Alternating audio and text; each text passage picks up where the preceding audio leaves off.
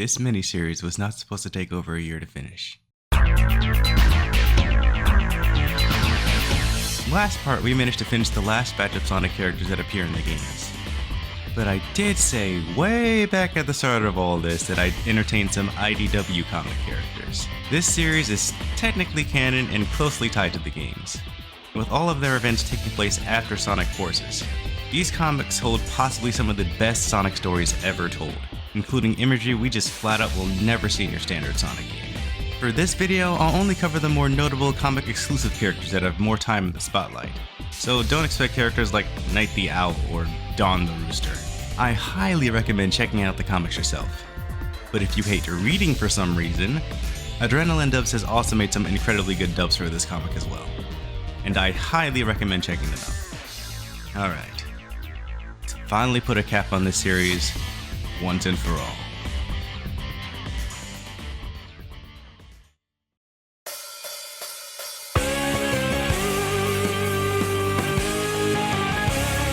Looking to scrap? Then get ready to crumble! Brace yourselves, boy! Rock and tumble! Kinda surprising that the first comic exclusive character introduced to us are villains. Rough and Tumble are basically the Bebop and Rocksteady of this universe. Standard mooks that are usually seen working under a higher tier baddie like Eggman, but can be quite the formidable dynamic duo. The brothers cover each other's weaknesses. Rough excels in speed while Tumble excels in power. The former can even do a spin attack, and can combine it with his natural ability to produce noxious gas as a weapon for multiple occasions. Mostly used to hinder a target's senses or create a smokescreen for quick getaways. With that in mind, I decided to give Rough the Gas fruit, which allows the user to turn into and manipulate gas itself. This fruit would be an insanely huge power buff for Rough, since not only would this fruit allow him the ability to fly, but also modify the pre-existing oxygen in the air, making it poisonous or combustible. They can even remove the oxygen from a set area entirely, effectively suffocating any target unlucky enough to be nearby, pretty much giving them a free W. Sounds OP, but since Rough's always with his brother, he'd have to be wary of such a move.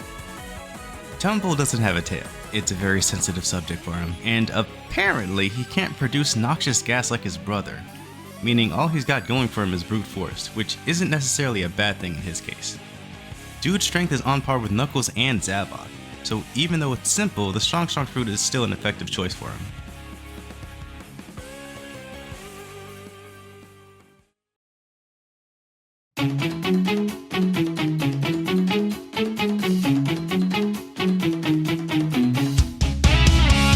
Ever since her introduction, this lovable little lemur has been a fan favorite amongst readers of this comic.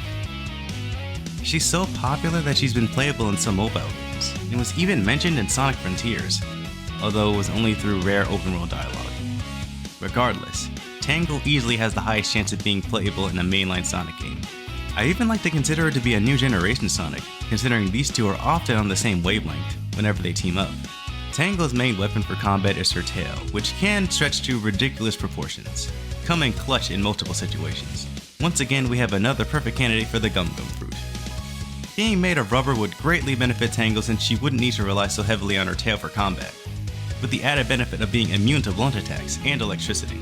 That's not to mention the multiple ways the user can amp their body when taking full advantage of the properties of rubber, as well as adding hockey to the mix. This fruit still isn't invincible though, as you're still vulnerable to slicing or piercing attacks, and they do have a stretching limit before their body begins to rip and tear. Plus, arm and hockey and certain other powers are capable of bypassing the user's immunities as well. Other than that, this is the best fruit befitting for the Smoky Lemur.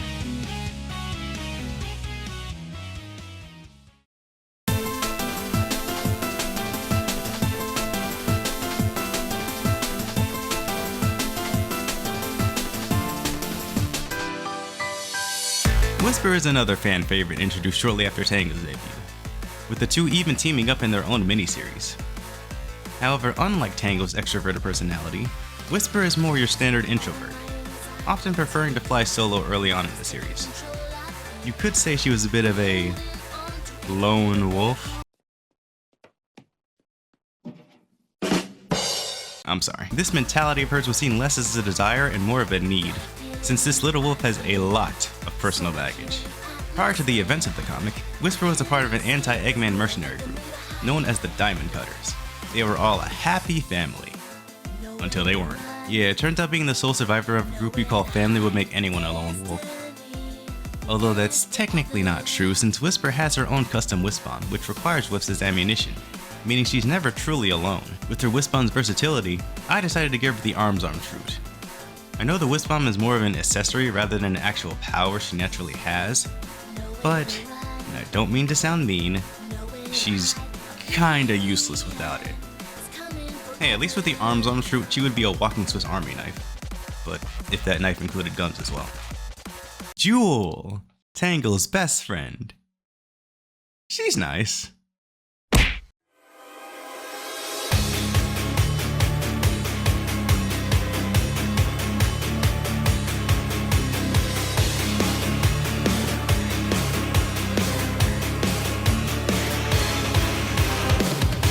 Hey, remember when I said that Whisper was the sole survivor of the Diamond Cutters?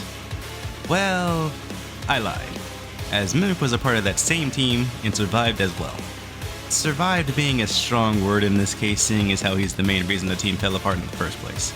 After making a deal with Eggman, Mimic betrayed his own team, leading them into an ambush. Ever since then, these former teammates have had a vendetta against each other, with Mimic often trying to kill Whisper multiple times.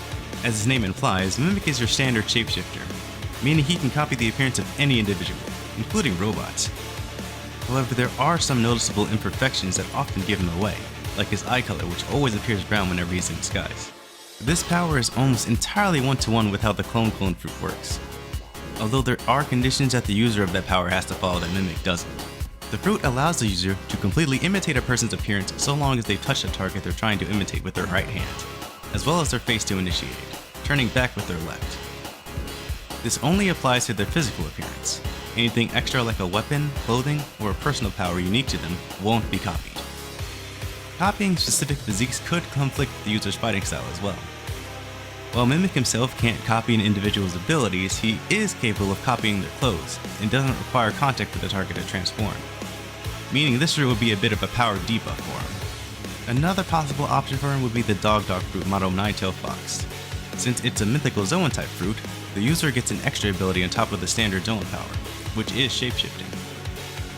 However, there's still barely any information on this fruit, so in my personal opinion, the clone fruit still fits in better.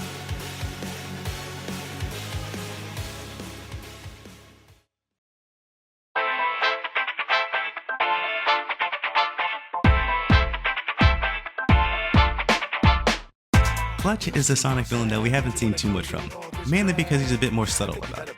He's a business tycoon, where his business is very intimate with the black market. Think of him as like the Kingpin or the Penguin of the Sonic universe. Currently in the comics, he founded Clean Sweep Inc., which specializes in cleaning up egg tech leftovers after a skirmish with Eggman.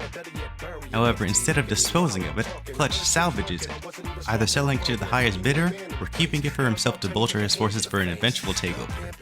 While he isn't very notable strength-wise, his intellect is a major threat, as there have been numerous occasions where he's caught characters off guard. One notable feat was being able to immediately detect Espio, the ninja that can turn invisible, while he was invisible. That alone makes him worthy of observation. If I had to pick a fruit for him, I'll have a little fun and give him the Revive fruit. Being a possum means that Clutch is good at playing dead. So good in fact that he can even fool robots like Jimro who can scan vitals. The fruit guarantees the user a second chance at life if they ever die, as well as allowing them to astral project their own soul from their body, somewhat similar to the Hala fruit. They can even use their soul's power to incorporate freezing effects in their attacks. This does mean the user's body is vulnerable whenever it is currently soulless, and to make matters worse, these powers can't be accessed until you've been wasted and respawned. Not the most ideal conditions for a crime boss, but necessary when dealing with the criminal underworld. Alright, let's talk about Eggman's daughter. No, his other daughter. No, his other canon daughter. There you go. Okay, this requires explaining. After the events of Sonic's forces, Eggman disappeared, resulting in Sonic and his friends tracking down his whereabouts. While they eventually found him, he wasn't exactly the Eggman they knew, as he was suffering from amnesia and went by another name as Mr. Tinker. Tinker's personality is a complete 180 from Eggman's. and while this persona was too good to last, he ended up creating a robot daughter named Belle the Tinkerer. Belle is essentially the leftover remnants of Mr. Tinker, as she also has a kind heart despite technically being a badnik. She even refused to join Eggman when offered the opportunity, instead becoming the Restoration's tech expert. While not much of a fighter, Belle is agile enough to avoid Sonic's attacks, and she can deliver a mean kick, albeit involuntarily when her tail is pulled. What she really excels at is being able to fix machinery, and while I'm a bit hesitant with this choice, the Magnet Man fruit is possibly the best option I can give her. Like father, like daughter, I suppose. I wonder how Sage would feel if she realized she had a sister too.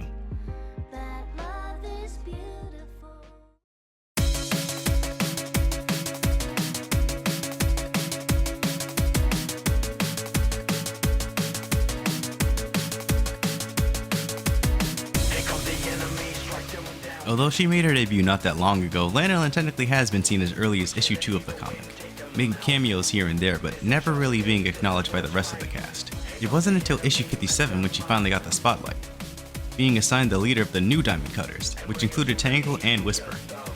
Power-wise, Lanolin only has her Wisp going for her, which can release devastating sound waves.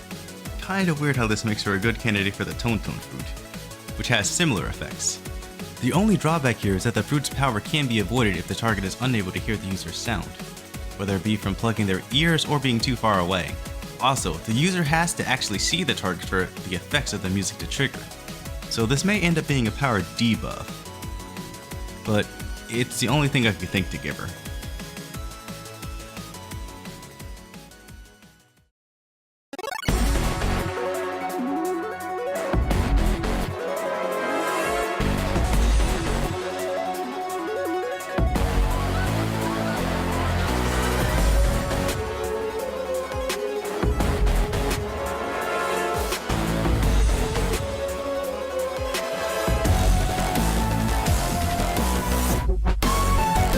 Alright, we've finally gotten to my personal favorite comic conclusions to this cast, being Surge the Tenric and Kitsunami the Finnick. As you can see, these two were created to purposefully mimic Sonic and Tails' dynamic with the goal of not only destroying them, but also replacing them entirely. Surge was given Sonic's attitude, while Kit served to be her anchor, making for a pretty dangerous matchup whenever working together. However, even though they're modeled after their targets, they also ended up getting their flaws as well. Surge is even more arrogant than Sonic, leading to letting her guard down often, and Kit struggles to function without Surge around. We've seen plenty of evil doppelgangers in Sonic media, but what makes Surge and Kit stand out is how tragic their story is. It's revealed later that these two were altered into becoming who they are. Everything about their personalities were meticulously manufactured, and any prior memories erased entirely. I decided to give these two the Rumble Rumble and Liquid Liquid fruits since their actual powers practically make them Logia users already.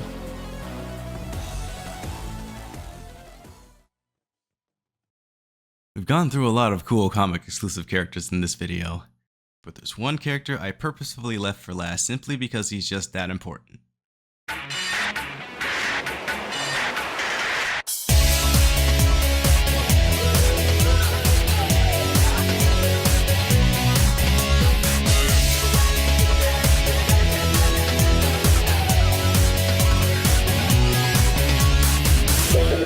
Dr. Starline is the best Sonic villain to have spurned from this comic.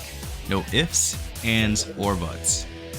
Not only was he one of the main reasons Eggman regained his personality, but he's also one of the main driving factors for the overall story.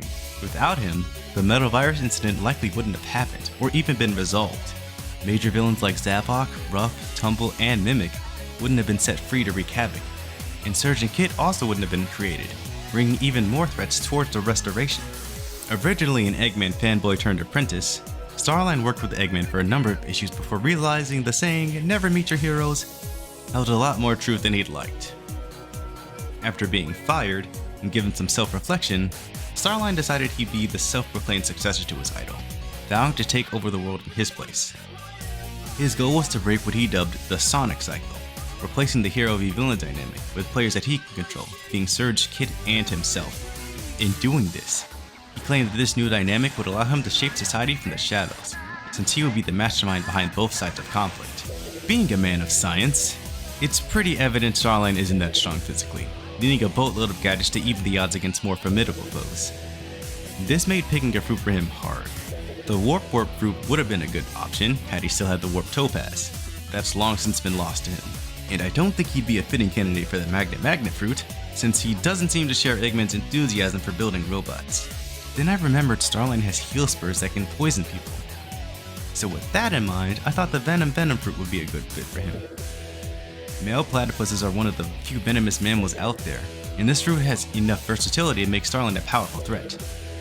Not only can the user coat their entire body in poison to make enemies think twice about engaging in combat, they can also use that same poison as a form of transportation. The poison produced from them can also be utilized in liquid or gaseous forms, and if the user is deadly serious, they can create a poison so strong that it can affect and dissolve non-living objects as well. Pretty considerable but appropriate power buff for one of the biggest bads in this comic, if you ask me. We're finally done! At least from my point of view, we are.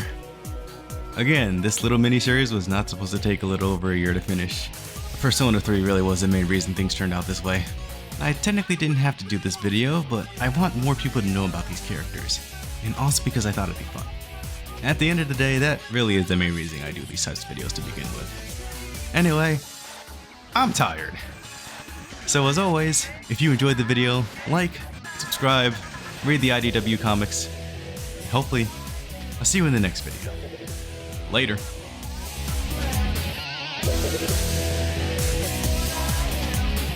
Thank you.